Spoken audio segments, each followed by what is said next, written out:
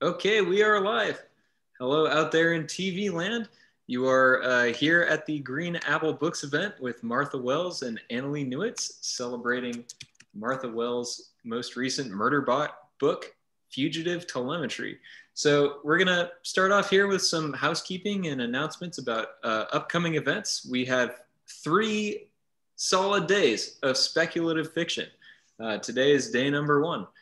Here are the other 2 events. Tomorrow, we've got Suyi Davies Okungboa discussing his latest book, Son of the Storm, with Rebecca Roanhorse. Son of the Storm is a sweeping tale of violent conquest and forgotten magic set in a world inspired by the pre-colonial empires of West Africa. It is the first installment in the Nameless Republic series. Okungboa's last book, David Mogo Godhunter, won the 2020 NOMO, a relatively new award presented by the African Speculative Fiction Society. His conversation partner, Rebecca Roanhorse, is the author of the Hugo and Nebula-nominated titles, titles Trail of Lightning and Black Sun. And then Saturday, we've got, in conjunction with Litquake and 48 Hills, River Solomon and Charlie Jane Anders discussing their latest books, Sorrowland and Victories Greater Than Death. River Solomon's Sorrowland is a genre-bending work of Gothic fiction where monsters aren't just individuals, but entire nations. It is a searing, seminal book that marks the arrival of a bold, unignorable voice in American fiction. Their debut novel, An Unkindness of Ghosts, was a finalist for a Lambda, a Hurston Wright, and an Otherwise, and a Locus Award. Jane Anders' Victories Greater Than Death is a thrilling YA sci-fi adventure set against an intergalactic war. It's the first book in a new young adult trilogy coming in April 2021. Her other books include The City in the Middle of the Night and All the Birds in the Sky. Her fiction and journalism have appeared in the New York Times, the Washington Post, Slate, McSweeney's, Mother Jones, and many more. But back to the matter at hand. Tonight, we have with us Annalee Newitz, who writes both fiction and nonfiction in the form of books, journalism, newsletters, as an editor, and as the co-host of the podcast, Our Opinions Are Correct, with the aforementioned Jane Anders. Her most recent nonfiction work is Four Lost Cities, and her 2 most recent novels are Autonomous and The Future of Another Timeline. And we are here to celebrate the publication of Martha Wells' Fugitive Telemetry, the 6th book in the New York Times bestselling Murderbot series. Wells has been publishing science fiction and fantasy books since 1993. Her work has been translated into 20 languages, and the bibliography page on her website is frankly terrifying. It's an incredible amount of work. So I am over the moon to just basically cut out here and let the 2 of you take this on, and nothing but happy to see you here. All right, thank you so much. It's really lovely to be here at Green Apple, as it always is. And I'm super psyched to get to talk to Martha Wells, who has written one of my very favorite series ever. So, thank you. Yeah, well, thank you for many, many hours of entertainment. I'm just going to get right into asking you pretty much all the questions that I've ever wanted to ask you as I've been reading your books. So, So I wanted to just start by talking a little bit about Fugitive Telemetry, and then maybe we can talk a little bit more generally about the Murderbot series. But so in this, without giving away spoilers, I feel like in this story, Murderbot is becoming kind of a detective a little bit. And of course, previous installments have had mystery elements and kind of suspense, but this is really, it really feels like Murderbot is slotted into like a very typical detective role from like, say, a noir story. And so I was wondering, is this kind of an arc for Murderbot, or do you see each installment kind of borrowing from different genres, and this is just kind of, this is the detective story? Yeah, they have been borrowing from different genres. I don't know if I'll do any more in this arc yet. I kind of haven't really decided what I'm going to do next. But yeah, I always thought All Systems Red was kind of the science fiction adventure, and Artificial Condition was a bit more noir. And then Rogue Protocol, I was kind of wanted it to be a bit more kind of the horror, the being on the isolated, empty, like a haunted space station. But the haunted space station theme. Yeah. And then Exit Strategy was almost like a heist, kind of getting together to get to rescue Dr. Mensah. And then and this has ended up being the detective novel. Yeah. So so the other, like, because I kept thinking about Murderbot's arc as I was reading this, because we've been with it for a while now. And I feel like in this book, or in this novella, more than other ones, Murderbot is dealing with issues of trust. Of course, that's always been a huge issue for Murderbot, because it's hard to trust people when they control your brain, and yeah. all the problems of being a piece of property that's also conscious. But I feel like you really foregrounded that issue here. And one of the things I wanted to ask you about was, like, how much of an unreliable narrator is Murderbot because of its trust issues? Because oftentimes we hear Murderbot saying things like, the human glared at me grumpily, or like the human frowned at me garbagely, or whatever. Like the humans are always like that. That is not how you write, but this is like how my brain comes up with sentences. So is Murderbot starting to trust people more? Like, how much can we trust Murderbot to know how much people really like Murderbot? Like, talk about Murderbot's perspective there. Murderbot's got a lot of unreliable narrator stuff going on. And part of the reason is because it talks about it in the book, the fact that it finds it so much easier to interpret human, like, facial expressions and tones and everything on its shows, on the media serials and stuff, because those are actors trying to communicate clearly, as opposed to normal people who are, we're not thinking about, we're used to communicating with other humans that, are picking up on our cues, and we're even bad at that at times. So and so it does have problems with that still. And part of that is it's like general anxiety, not liking eye contact and that kind of sort of thing. So it can be really unreliable. It's like in Network Effect, it's sort of convinced that Thiago hates it. And it's like, Thiago really doesn't. He's just kind of cautious because he doesn't know it the way that Mensah and the others do. And the fact that they seem to trust it so much is just a bit weird to him. And so it's more like just the usual interpersonal stuff that even humans have trouble with especially when you're meeting a new group of people or working with a new group of people, that kind of, does this person really like me? Are they being, are they just pretending to because they can't stand me and they're just trying to get out of the situation as fast as possible or whatever? Murderbot's interpretations of that are just kind of exaggerated because of its anxiety, and that kind of being aware that it's not interpreting this information. And, with a being that basically is getting in a lot of data all the time from these other systems and being able to interpret that exactly, it's a little disorienting, I guess. And so, yeah, it's been convinced that Garathan hates it for the whole series. And of course, he doesn't really. He's just, again, he's cautious, and also he's probably a more reserved person. So Murderbot's not getting any kind of a read off him as much as it does. Like, it likes Raffi a lot. And that's because Raffi is very clear about his feelings, and he's a very open person, and his facial expressions convey that, and Dr. Mensah to a large extent.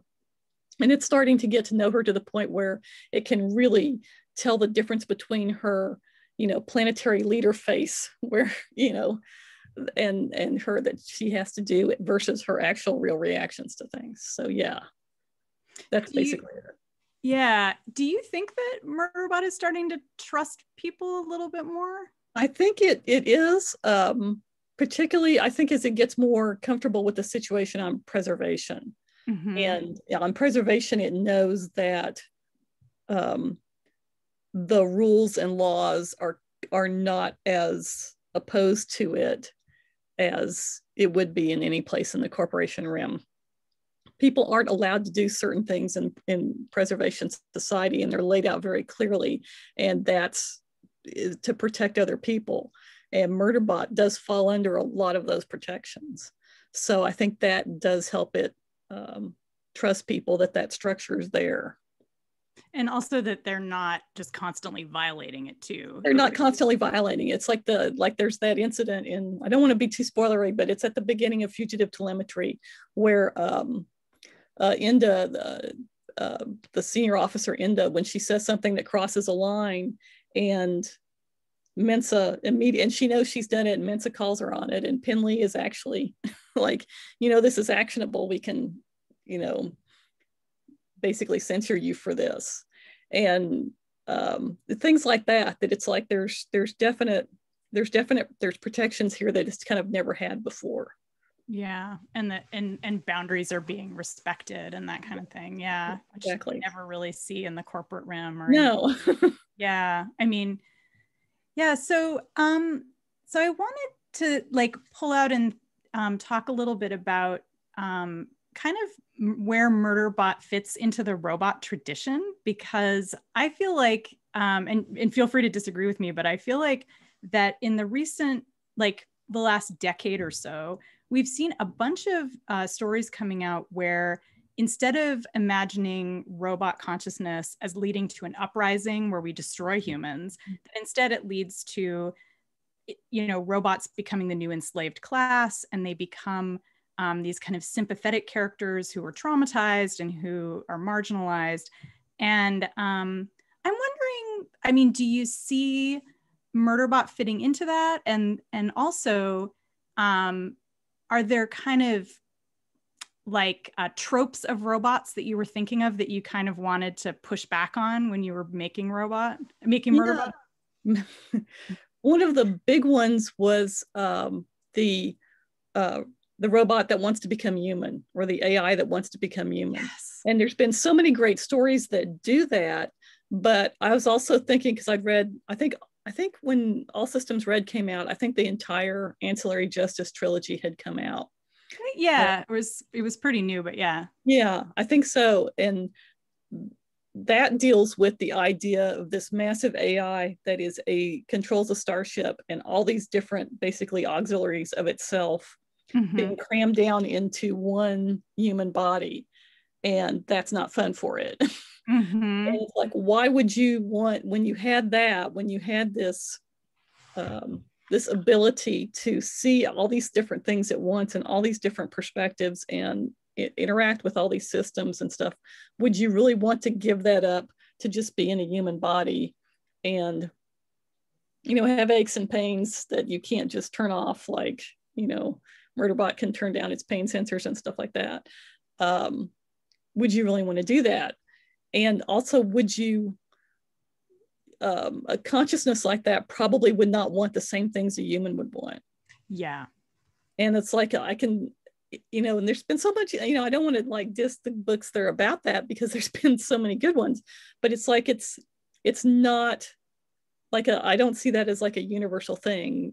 An AI would not, there will be AIs who are not going to be thrilled with this idea. So I kind of wanted to push back on that. And also the idea, Ann Leckie had, again, a great quote that I thought a lot about the idea that the evil supercomputer that's taking over everything, and so we have to destroy it, is basically part of a slave narrative where it's like, oh, well, this enslaved being is really evil, so we have to keep it under control. We're not being selfish and terrible by enslaving it. We're just keeping it under control because it's so mean. It's so dangerous. It's dangerous. And so it's like, we're actually doing a good thing by enslaving it, that kind of idea. So, and also there was just a lot of little influences like that. One of them was, it's an old movie from the 80s called War Games. We probably all know War Games. But Yeah, the kid plays games with which we thinks is another person. It turns out to be a sentient supercomputer, and in the end, it's given the opportunity to make the decision between nuclear war and playing games, and it decides war is stupid because nobody can win, but people can win games over and over and over again, and so games are better. And little things like I was watching the making of the Lord of the Rings, and they were talking about some of the programs that they used to make the giant armies. And so all those little dots have to move realistically. So they have to do this very involved thing. And they gave it too much self-preservation. And so the armies would run at each other, then they'd all break up and run apart because this was a terrible idea. And I thought, maybe that's really what an AI would do. It's like, this is dangerous. Let's not do it. Yeah, that's so interesting. And that, I think, is part of what makes Murderbot so relatable in some ways, is that we actually see, weirdly, it's because we see that there's this other perspective that Murderbot brings that isn't just this fantasy of like, oh, the enslaved creature is too powerful, we must keep it down. Yeah. But actually, I wanted, since you brought up Ann Leckie, and one of the things that I think is so interesting about her representation of her synthetic beings or semi-synthetic beings is how she deals with pronouns, because it's just easier if everyone is she, because gender is so complicated. And, the characters talk about like, I just don't even get it. People are constantly trying to do this. And I feel like, and of course, Murderbot is it. And I respect that Murderbot identifies as it. And I've always read that as, because I've thought about it way too much, as, partly it's non-binary, right? Murderbot doesn't really identify with the gender, but also it's a little bit of the self-loathing that Murderbot has, like part of the impulse to call yourself it and Murderbot instead of like they, them, and come up with a cute name, maybe like, I don't know, Friendly Bot, I don't know. But not like that, but you know what I mean? That I feel like Murderbot's pronoun is really interesting. And the reason why I say that is because I feel like so much of Murderbot's struggle and trauma has to do with the fact that Murderbot is treated like a traditional male. Murderbot is forced to be militarized, is treated like a disposable body that's only good for strength and fighting, even though what Murderbot would prefer to do is watch soap operas. Yeah. And at one point, you introduce us to like a female version of the constructs who are basically sex workers and kind of girlfriend experience people. And so I guess I just want you to talk a little bit about how you think of Murderbot's gender, because do you think of Murderbot as fitting into this kind of masculine stereotype of someone who's kind of being ground down by like the demands of be a strong creature and suppress your feelings? And not really, because it's so been divorced from normal human experience. And actually so are the comfort units. It's like they're more styled to look more human. They have long hair and are fancy and everything, but they're also agender.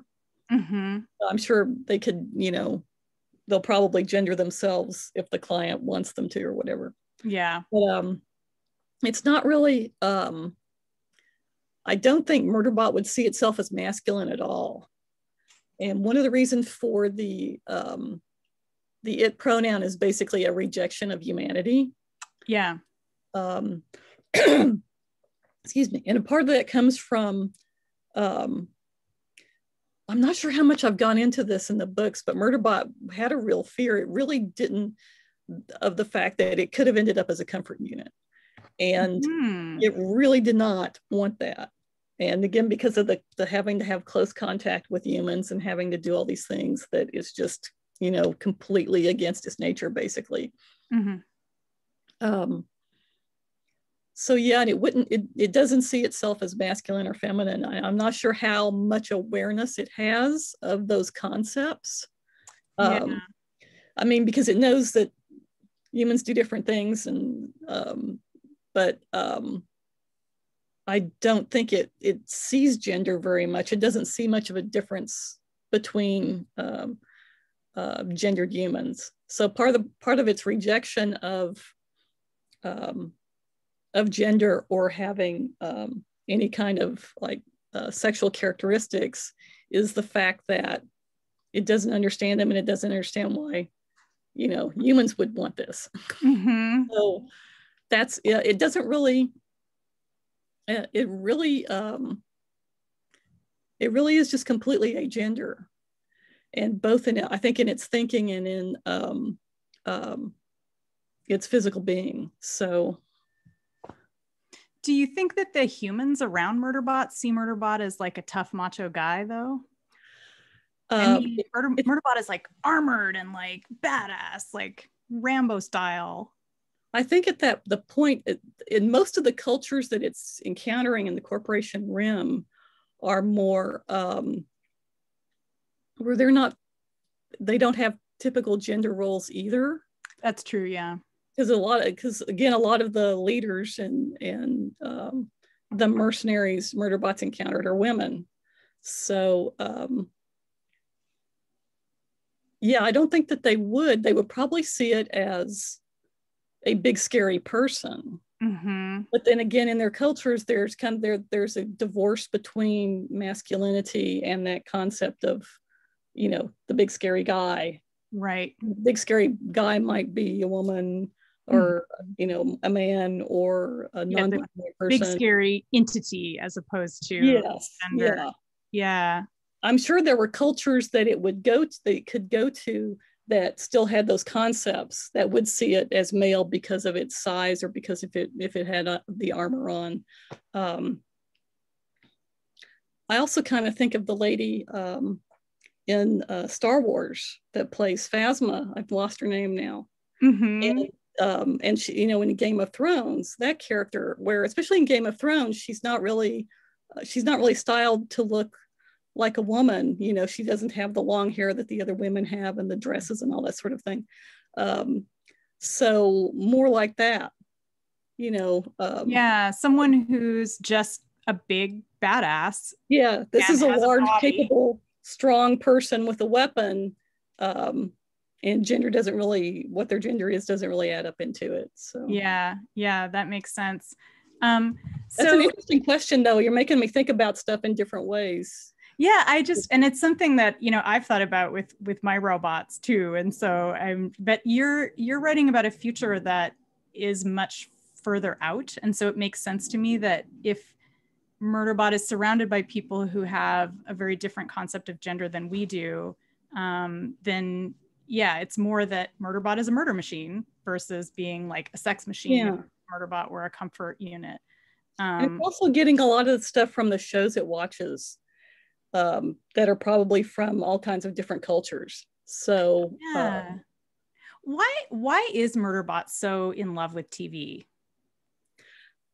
Because one of the things I was thinking of is there was an article I read several years ago now about a couple with a kid that was very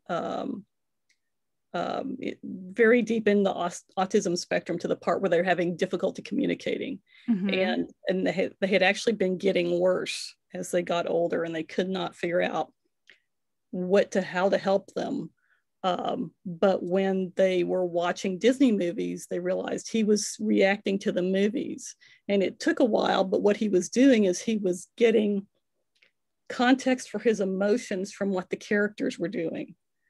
And it basically re-taught him how to communicate. When they realized what was going on, they were able to kind of lean into this and help him use all this and now, you know, and later the kid grew up and he's in college, and, you know, I'm sure he's a professional job or whatever now.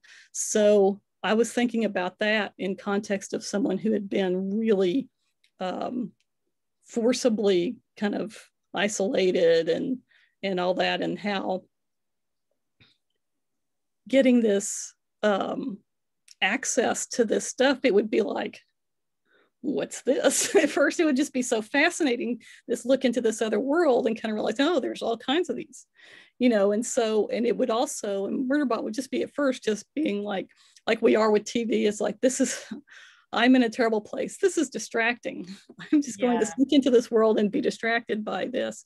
But also it would be seeing people in all these different emotional situations, and it would probably be helping it.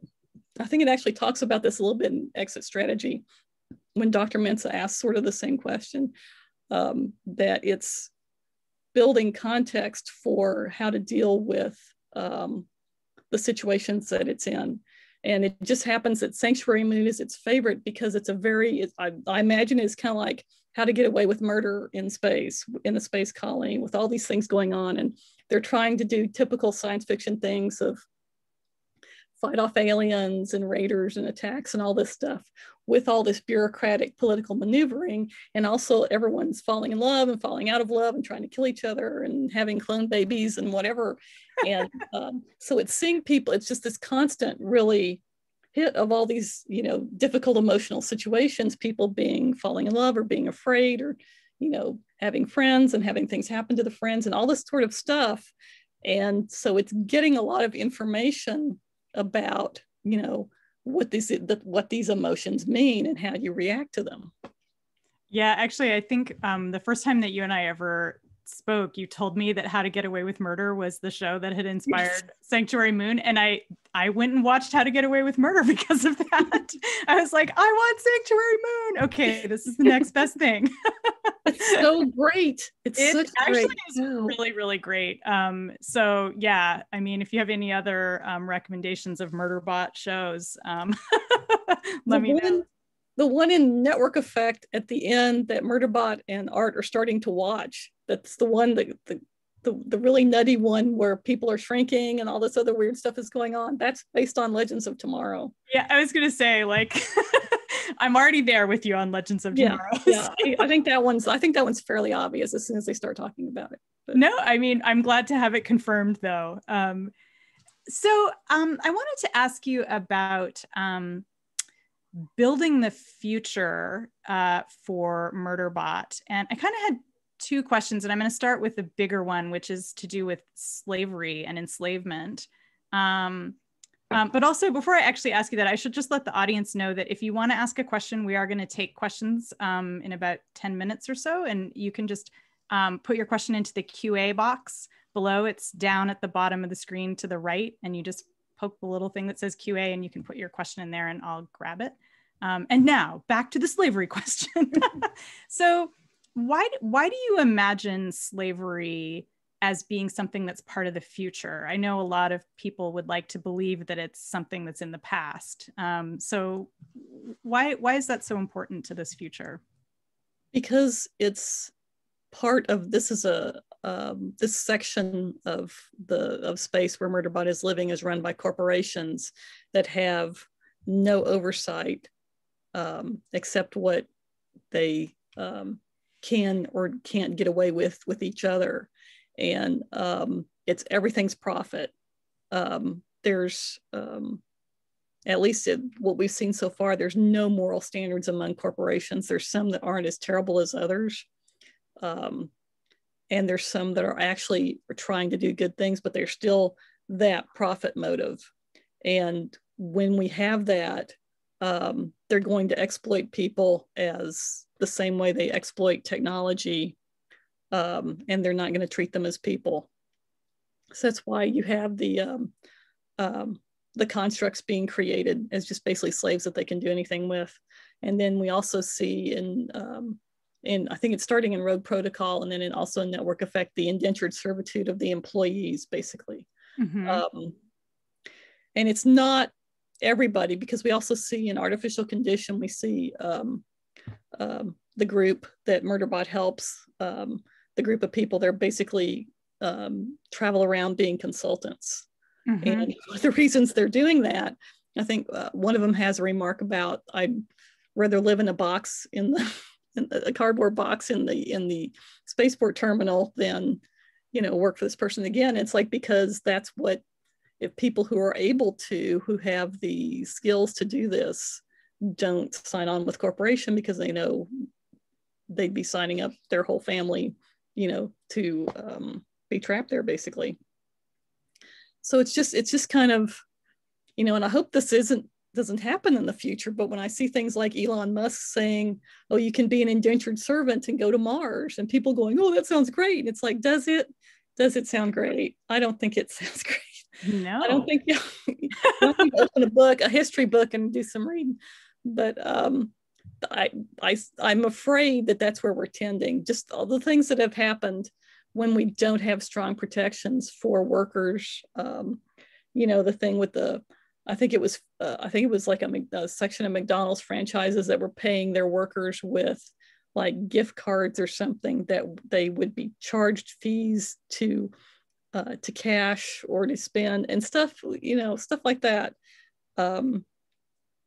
Just wage theft and making people pee in a bucket or whatever, because they won't have a break for 12 hours and stuff like this. And if you take away, the protections of a group of people who formed a government, then this is what you're going to get. So yeah, I hope it's not in the future, but that's kind of what we're tending to now. Yeah. Yeah. And it seems like the creation, like you said, the creation of constructs like Murderbot kind of adds to that. Basically, it makes people seem even more disposable in a way, because if you've already got a person, something that's effectively a person that is legally property, then why not? Yeah. Everybody property. Yeah, basically. Yeah. So here's my lighter question about world building, which is, I just love all of the detail in these books. Like, I love that you've thought about like the layout of space stations and like how different ships work. And like, as I was reading Fugitive Telemetry, I was realizing how much, when the characters communicate with each other, how much world building there is in that, because there's like people communicating wirelessly, and like basically it seems like maybe their brains are connected to the cloud or something like that. And it's like all this stuff is going on under the covers, I feel like, that makes the story feel really seamless. But I'm just wondering, how much of that stuff have you worked out in your head? Like, do you have like a document where you're tracking all that stuff, or do you like make maps at all, or like how do you keep that straight in your head? Oh, I wish. I've always been really bad. My first couple of books, I did a lot of world building before I started, especially my first novel, because I thought that's what you did. But also, as I'm writing, I kind of realize, I'll stop and realize, well, I need to do this. I need to find out about this. I'll have to stop and look it up.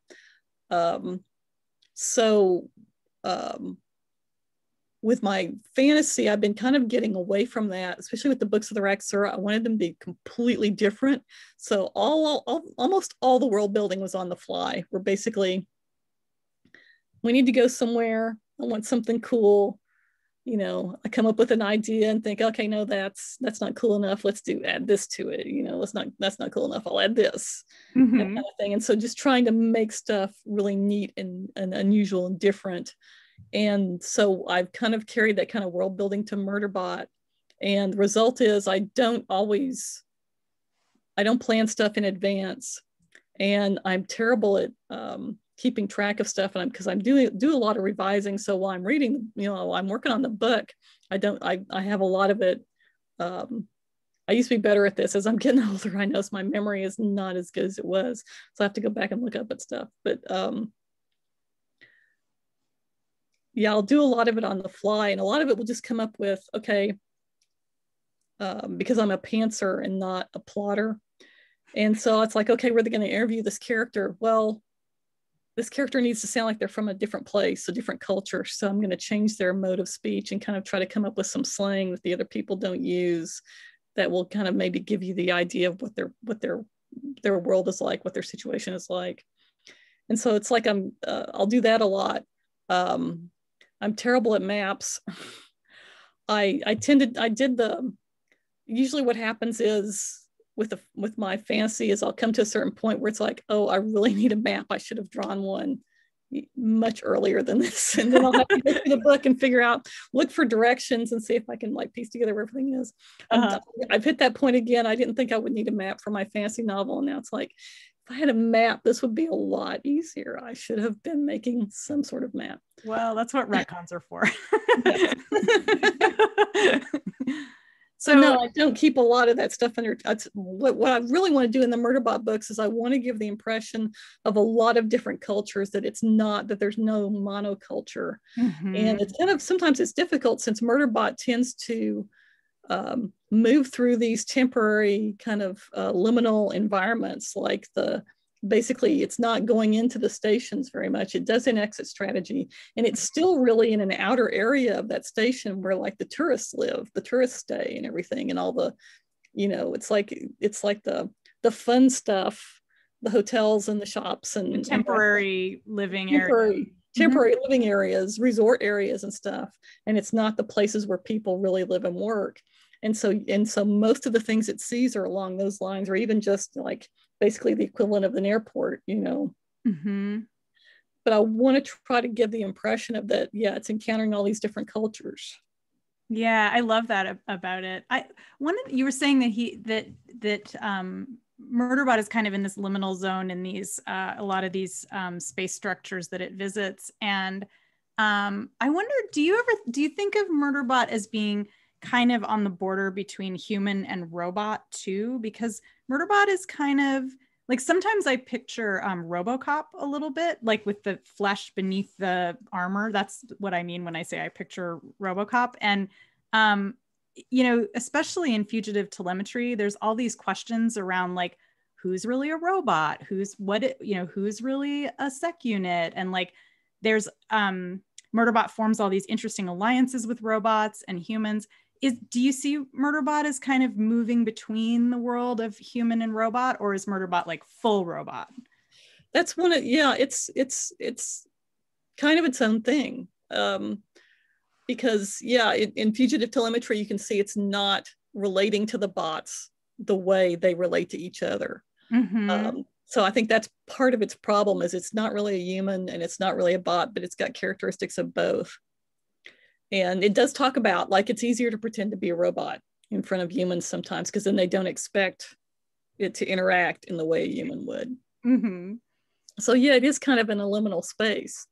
And it's kind of the problem with being a construct, I think, is that it's been made for this purpose, and yet they made it human enough to have all these problems that, say, bots don't have. Bots don't have anxiety and depression and that kind of issue. They're very focused on their purpose.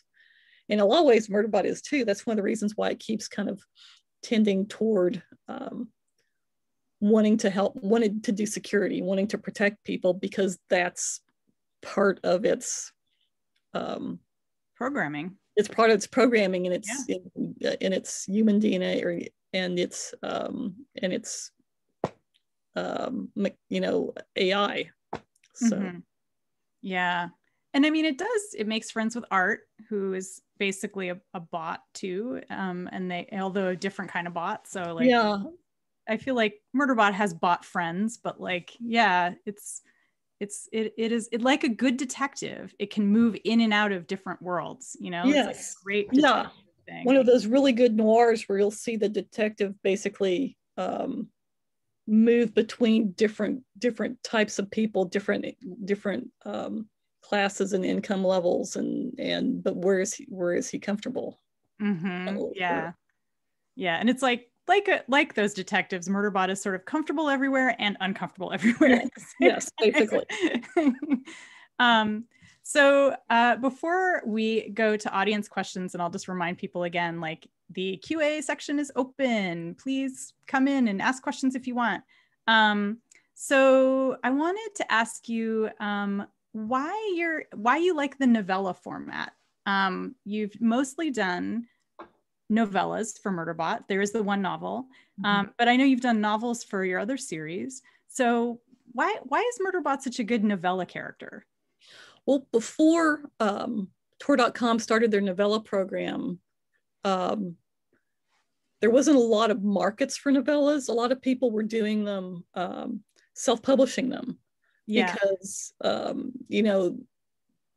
when there was just print magazines, novellas took up a lot of room. There would usually maybe be one per magazine, if that, so they weren't that easy to sell. And then later, as we started to get ebooks and stuff, it became a lot easier to self-publish novellas. And then we started having online magazines that they can have as much room as they want. So, you know, suddenly novellas are showing up more and more.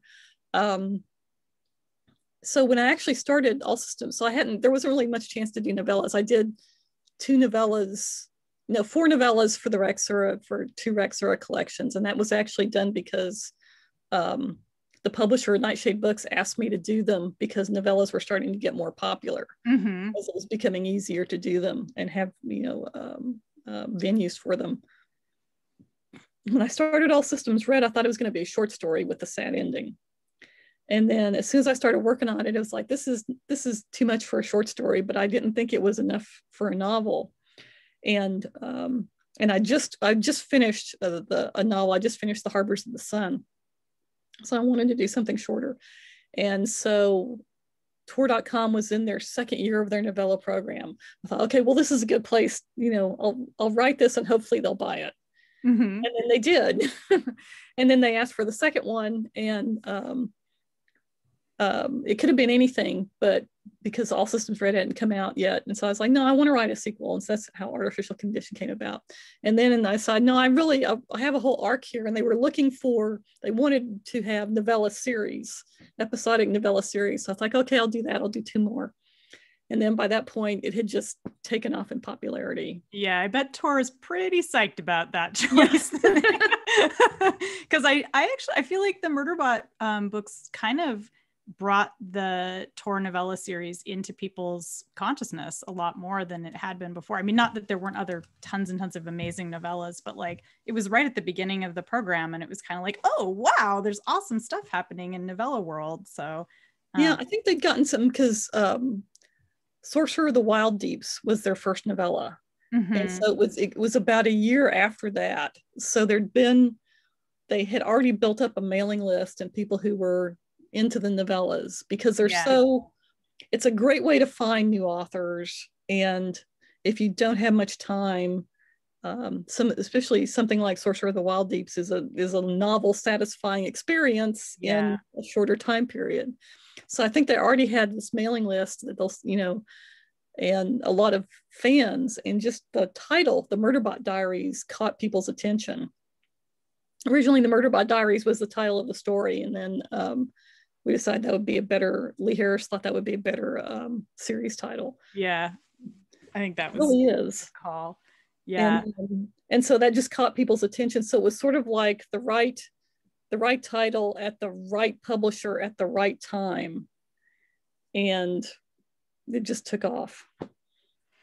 Okay, before I turn to audience questions, I have a very important question for you, which is, how do you feel about the robots in Star Wars? Because there's a lot of issues there. There's a lot of issues, and it's not like, I think it's in Solo that, I can't remember the name, but Lando Calrissian's robot really gets into the fact that robots are really basically enslaved sentient beings. And also I think that's in some of the books. It's in Daniel Jose Older's first book. I think, certain writers seem to be aware of it. Like, and other times it's just like, I mean, in Solo, it was kind of played for laughs. Like the robot is like, everybody's like, ha ha, robot writes, how funny. And it's like, why is that funny? Why is that funny? Yeah. Yeah. And it's really, well, it's not, the Star Wars universe is not known for being particularly interested in the rights of anybody.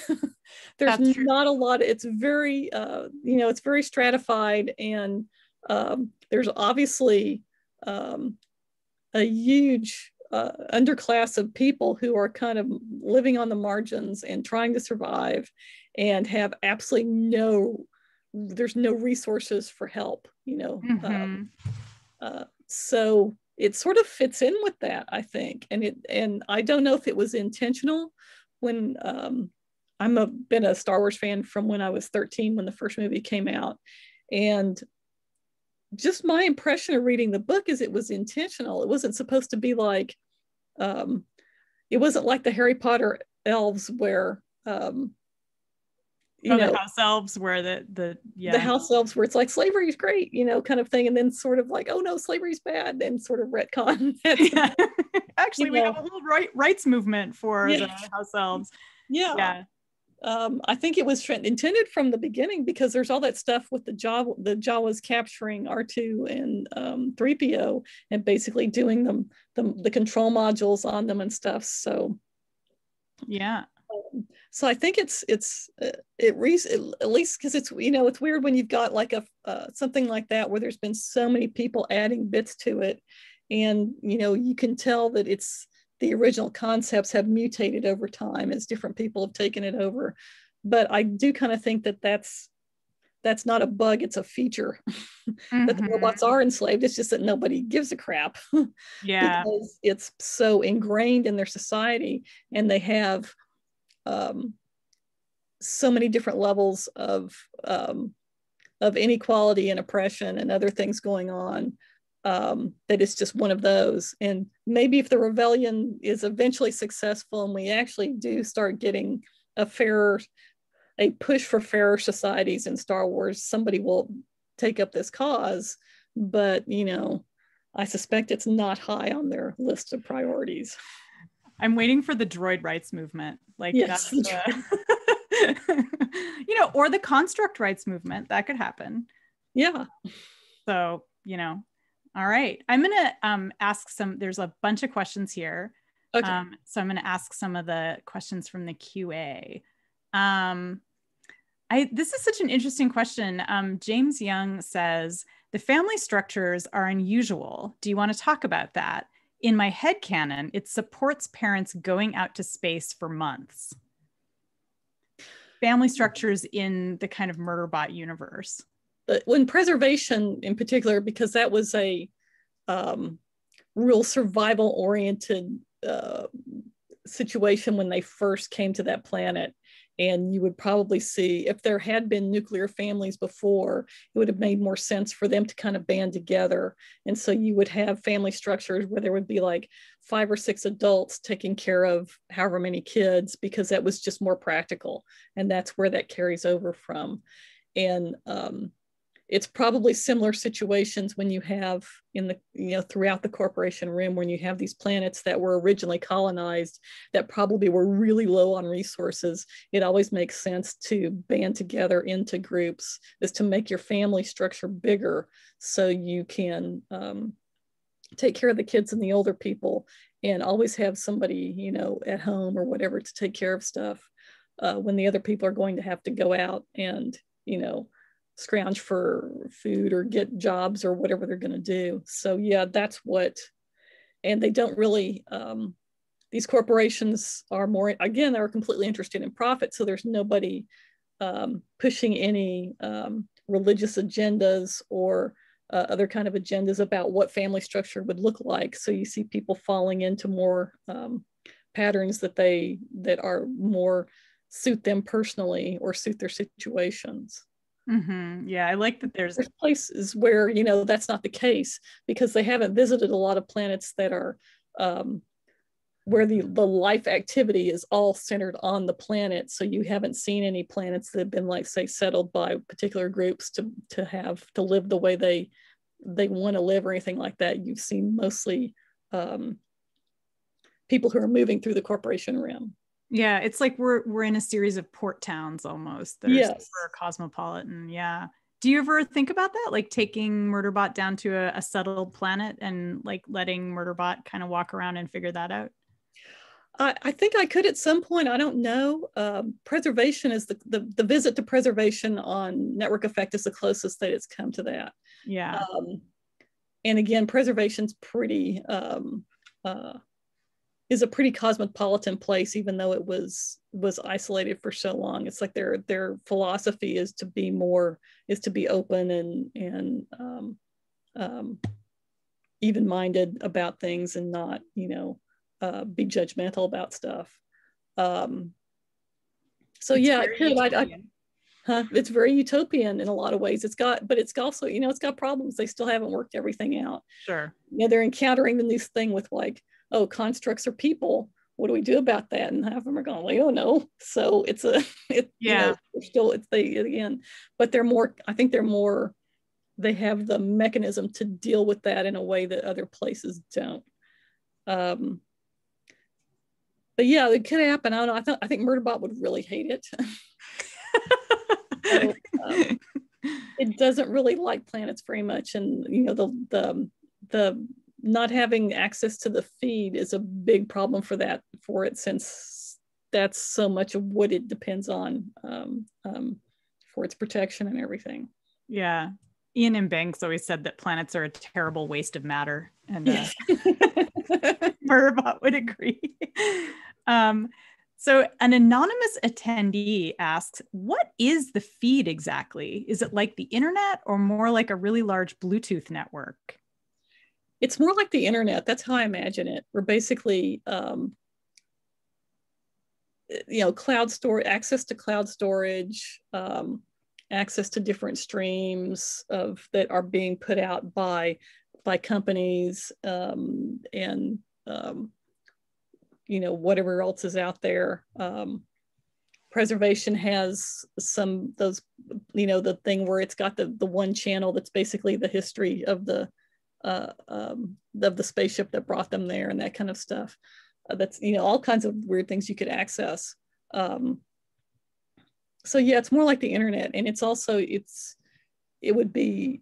visual, and that you would see, you would have images and video, and also you could read actual words, all kinds of stuff, basically. And some people have it augmented humans. When Murderbot says augmented humans, it's talking about the people who actually have brain augments, so they can access the feed better than a normal person who's just like wearing something like a little Bluetooth thing. Mm-hmm. Do you imagine the feed has there's different feeds? Like maybe if you're poor, you only get a little bit of feed, but if you're rich, you're getting like unfettered access kind of thing? Oh yeah, in the corporation you would definitely have to pay for it. And some places where it would probably come, it would probably come with basically your entry to this space. Some would be for some of the space stations Murderbot goes to with the terminals and stuff. Obviously it's everywhere. There's no problem accessing it. The one station it goes to in Exit Strategy, where their policy is to cut it off, and it's so full of advertising, the ships can hardly dock because they can't get their information through from the navigation thing that's trying to tell them where to go and stuff like that. And the hotels that will choke it until you pay, and basically, so yeah, it's definitely, in a place like Preservation, you just have, the government has the feed out there, and it's free. And because there's so many, obviously you need it for everything, your work, and especially if you're on the space station. Yeah. So it would be different tiers, but yeah, the Murderbot doesn't need to. Murderbot's hacking it, so it doesn't really think about needing money for it or anything like that. So that never really impinges on its consciousness. Right. Murderbot is like a BitTorrent machine. Yes. Yeah. A sentient BitTorrent machine. Murderbot would probably, I think it no, because it knows everything costs money. So it would be like, oh yeah, humans have to pay for the feed, but it's never really worried about that. Yeah. I like the idea that somehow like Murderbot actually is like, a sentient peer-to-peer network that just like, so much piracy happened that it became sentient somehow. It could happen. Let's see. I'm gonna look through. Okay. So Alyssa Messer, or might be Elisa, hopefully one of those is correct. She asks, can you describe for us Murderbot's inner narrative and the evolution of how you've described it? For instance, in Fugitive Telemetry, Murderbot seems to have tripled or quadrupled down on the meta commentaries on top of thoughts, documented in the text as parenthetical expressions that pile onto each other one after the other. How has Murderbot's voice evolved for you as a writer? I think it's been quite a bit, because I think that when Murderbot starts out in All Systems Red, it's fairly constrained because it's been so limited. I mean, it's got access to it watches all the shows and everything, but it doesn't have to do very much. It relies a lot on it's figured out how to trick the sex system, and it's figured out how to trick the hub system, and that's kind of all it does. But as it I think its thoughts do get more complex as the more the more new situations it encounters, just like you are as a person. If you just sit and kind of do one thing, you kind of start to atrophy a little bit, your survival skills and your thinking skills, when you force yourself into new situations and you have to figure stuff out, even if it's just something like figuring out how to use the subway to get where you need to go, or how to navigate the airport when you've never done it before. And that does kind of expand your thinking, and it's good for your brain, just like, you know, exercise is good for your body. So it's having that kind of effect where the more it does, I think it even mentions it once in one of the stories, is that it does something that it wouldn't have been able to do before, but it's having to push itself so hard. I think it hits that on Rogue Protocol, where it's trying to control 3 or 4 different things at once to get them out of the space station, and it kind of pushes itself to the limit. And again, an exit strategy with the basically sliding in there with the bot pilot and ending up in a situation where it's processing basically it couldn't keep up and basically crashed itself trying to do things that were way too much for it. Yeah. So yeah, and so I'm trying to, I think as I get, that kind of mirrors my experience as a writer, as I get more and more comfortable with the character, and it's kind of in having to try to replicate the idea of having access to all those systems and doing all those things at once, so the reader kind of feels like they're getting that experience. I get more accomplished at it, because that's one of the things I really have to watch myself when I'm writing, is because, you know, I'm lazy, so I always want to take the path of least resistance. And when you're writing an adventure story, the path of least resistance is never the way you want to actually go. That's boring. So, you know, my first instinct when it walks into a situation is like, oh, let's have it so it can't access the systems. And I think, no, that's not going to work. Because it's too convenient for me as a person. So, okay, well, I have to figure out all the different things it would be able to access and how would I be able to use those in this situation. And it makes the fight scenes especially very logistically difficult to write. Especially there's that one in Network Effect that it's physically fighting, it's fighting something online, it's watching what Amina is doing and worrying about that. And then also like trying to unravel this message it's just gotten and figure out what that means. There's like, and while it's looking at these different cameras and seeing stuff all the ship. So yeah, stuff like that. As I get better and better at it, I think Murderbot's voice does become more complex. So yeah, and it makes sense when you put it that way, that Murderbot would be super meta, because it's constantly getting to a higher level, like understanding its environment, right? Yeah. And oh, you froze. I can still hear you. Uh-oh. Hey, Annalee. I think we might have lost Annalee there.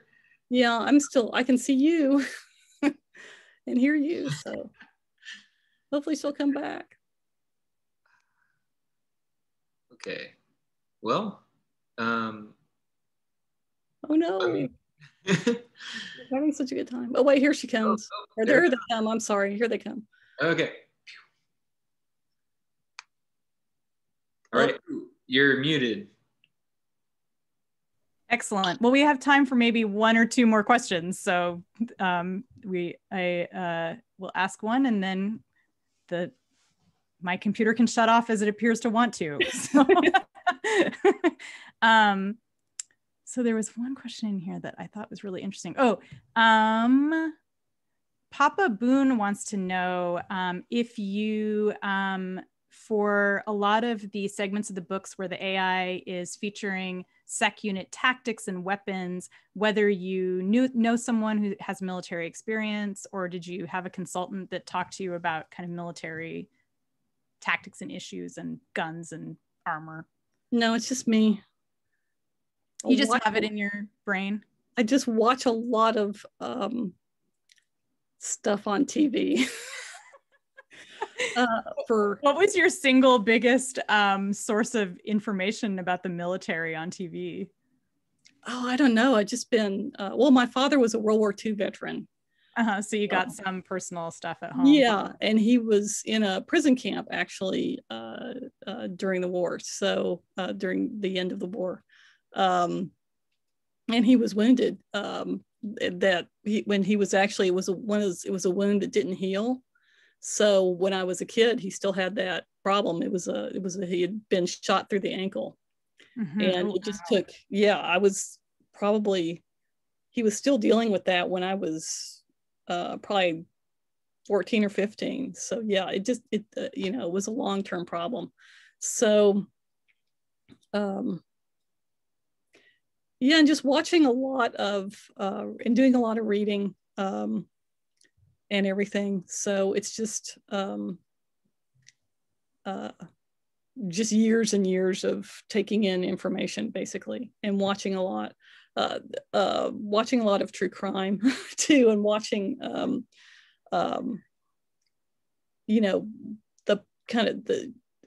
and reading about people who are bodyguards and what they have to do and that kind of stuff. I got a really good compliment from someone who actually was in security and said, "Wow, you got everything so right." And I was like, "Oh, I did? That's great." I know a lot of computer security experts who are big fans of the books. So really, I think it definitely, I feel like there's just a lot of empathy for military characters in the book, in the series. Like, I feel like that's, one of the things that's really interesting about them. Oh, that's cool. I'm glad that not all the military characters, but there's an empathy for good, security creatures. Yeah, I'm glad that comes across. The one thing I do have, other thing I have experience in is, we were talking about that before the thing started, is software and network systems, because that was what my day job was for a long time after I got out of college, and up until around 2006. So, and I don't know anything. It's like your computer knowledge has such a short half-life, and it's like you're out of it for like 2 or 3 years, and then you're like, everything, it's like super technology from the future. It's like, what is this? Just to finish up, I'm going to ask a question that a bunch of people have asked in the QA, which is what's coming up next for Murderbot? And also, is there a TV series in the works? Two different, well, I'm writing a fantasy novel right now, because when the pandemic started, I was trying to do another Murderbot, and my brain just wouldn't do it. It was just like, I was so out of it. And it took me had writer's block for 6 months. So there's going to be a fantasy novel, and which will probably have like 1 or 2 sequels. I'm not sure yet. But after I finish this first novel, then I'm going to probably try to start a Murderbot novella. And what I've been wanting to do is like start around where Network Effect left off, and try to do some stories about, or maybe a couple of novellas about them in that system, and maybe then what happens afterward. But I'm not sure. I won't really know until I get in there and start working and trying to figure out what I'm going to do. There might be a TV series.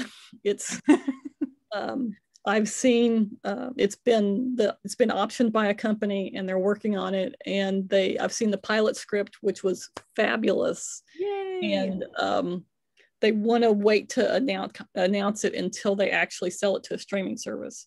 And the last I heard, I think, was in January or December, where basically they were then trying to attach actors before they were going to go out and try to sell it. So I haven't heard anything since. So I don't know what they're doing. Yeah, but it is being worked on. So, cross your fingers that. I think we all want that.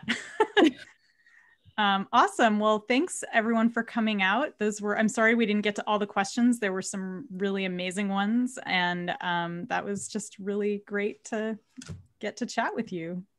Well, it was really fun talking to you.